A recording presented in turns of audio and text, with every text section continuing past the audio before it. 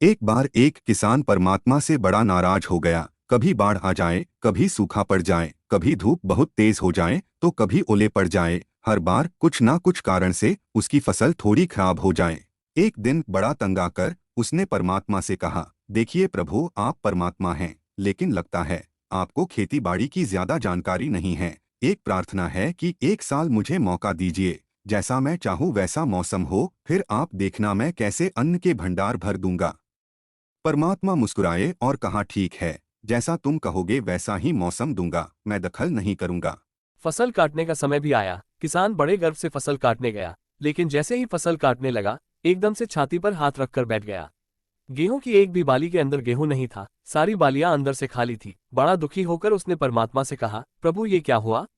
तब परमात्मा बोले, ये तो होना ही था। तुमने पौधों को संघर्ष का जरा सा भी मौका नहीं दिया, ना तेज धूप में उनको तपने दिया, ना आंधी ओलों से जूझने दिया, उनको किसी प्रकार की चुनौती का एहसास जरा भी नहीं होने दिया।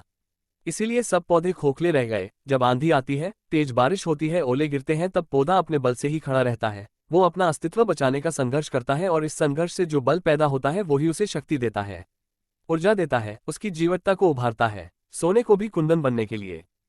उसी तरह जिंदगी में भी अगर संघर्ष ना हो, चुनौती ना हो, तो आदमी खोखला ही रह जाता है, उसके अंदर कोई गुण नहीं आ पाता। ये चुनौतियां ही हैं जो आदमी रूपी तलवार को धार देती हैं, उसे सशक्त और प्रखर बनाती हैं।